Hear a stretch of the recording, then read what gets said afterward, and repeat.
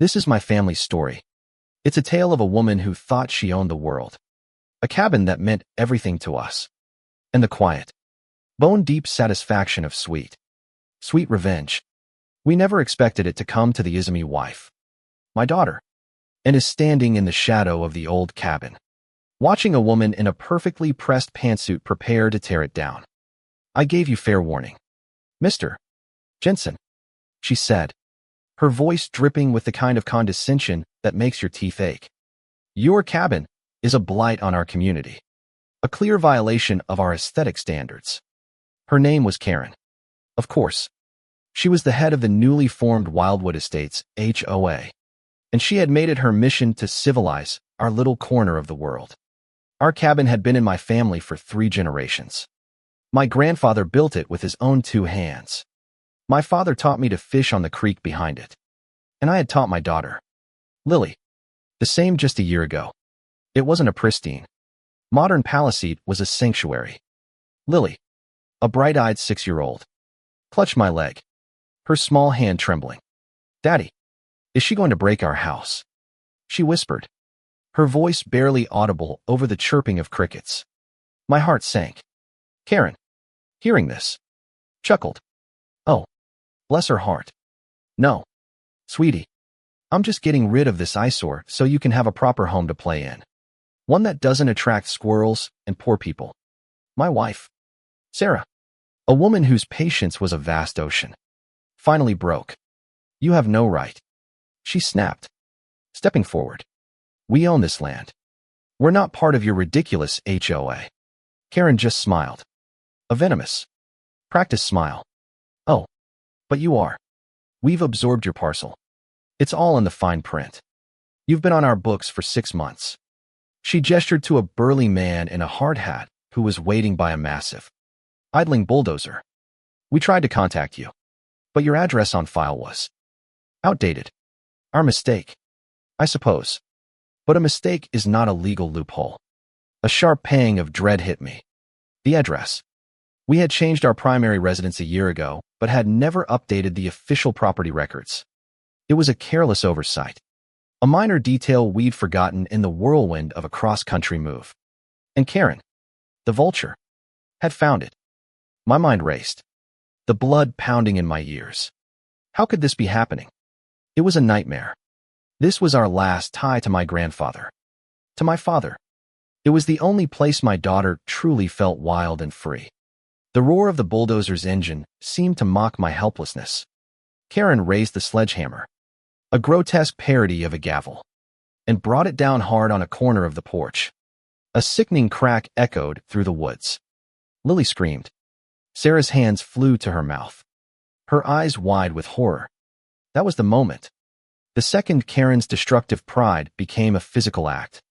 My helplessness turned into a cold, hard resolve. I remember the air going out of my lungs, a gasp of pure shock and fury. Karen, stop, I roared. You'll regret this. I promise you. You'll regret this more than anything you've ever done. She just laughed. Is that a threat? How? Quaint. She raised the hammer again. But I had a card to play. A secret. A year ago, when we first heard about the HOA and its aggressive land grabbing, a quiet dread had settled in. I had made a few calls. I had consulted a land surveyor. I had pulled every document I could find, poring over ancient land deeds and property lines. And I found something. A tiny, nearly forgotten detail in the original plat map that separated the Wildwood Estates development from the old Jensen property. There was a narrow, 15-foot wide strip of landed defunct logging trail that had been forgotten by time and paperwork. It was a no man's land. It didn't belong to the HOA. It didn't belong to us. It belonged to the county. The HOA had built their main access road right over it, a pristine asphalt ribbon leading to their gated community, and the legal documents. The fine print Karen was so proud of had a fatal flaw. They annexed everything except that forgotten trail. I had been quietly, meticulously, putting a plan in motion ever since. I pulled out my phone, a sense of calm washing over me as I saw the latest email. Karen, I said, my voice steady. no longer shaking. You've made a mistake. A very expensive one. She scoffed. Mid-swing. Don't be dramatic. I told you. A mistake isn't a legal loophole. No.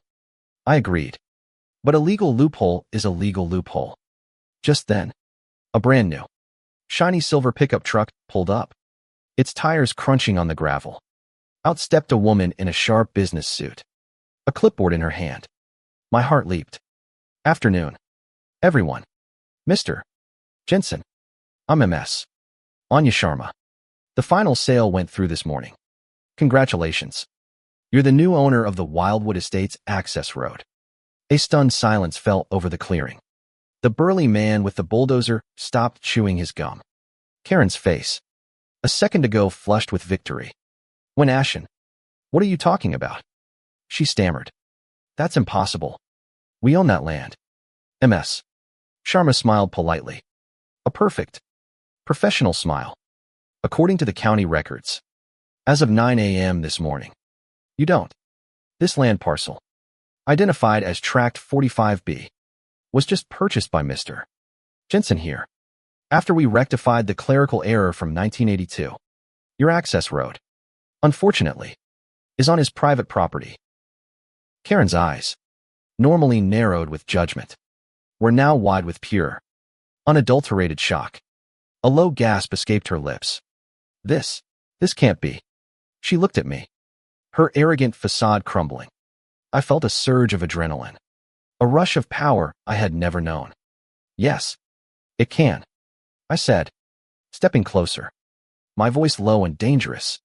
You see, Karen, while you were busy trying to destroy my family's cabin, I was busy trying to save it, and I found a way to do both. I took a deep breath, the scent of pine and fresh-turned earth filling my lungs. I'm sorry, I said, the words feeling alien. But you and your entire community are now trespassing on my land, and I'm afraid I'm going to have to ask you to leave. And, take your bulldozer with you. The silence was deafening.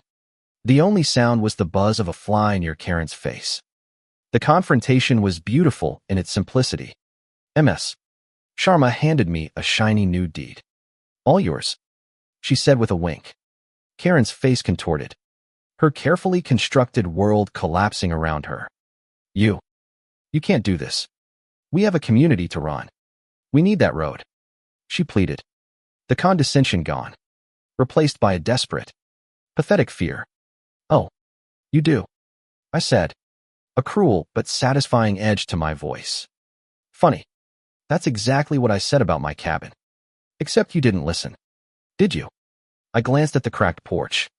You know, that sledgehammer swing of yours was pretty expensive. I'm going to have to invoice you for that. For the damage and for the inconvenience.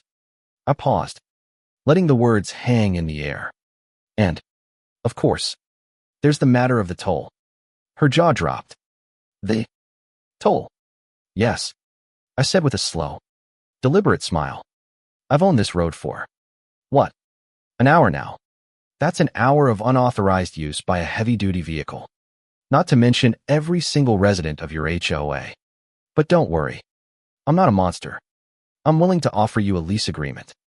At a fair market rate. Of course. I gestured to the bulldozer, which the driver was now awkwardly backing away.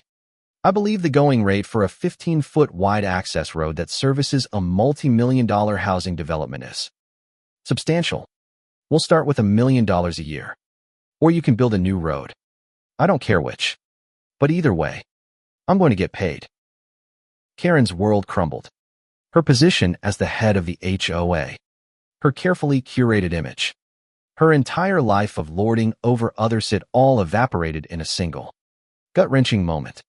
The news spread like wildfire. Other residents, who had once been afraid of her, started asking questions, demanding to see the paperwork. The HOA board, which had blindly followed her lead, turned on her. She was ousted. Her house was sold. The whole community was in an uproar. And it all stemmed from that one moment. That one crack of the sledgehammer on my porch. She tried to sue me. Of course. For extortion. For malicious intent. For everything she could think of. But I had a good lawyer and a mountain of legal documentation. I was within my rights. The court agreed. The only person who paid was Karen for her legal fees, for her damage to my property, and for her humiliation. The conclusion to this story isn't about the money. It's about a lesson. My family and I spent the rest of the summer fixing up the cabin. We sanded down the porch, replaced the rotted boards, and painted the front door a beautiful shade of red. We hung up new curtains and put a swing on the tree outside for Lily.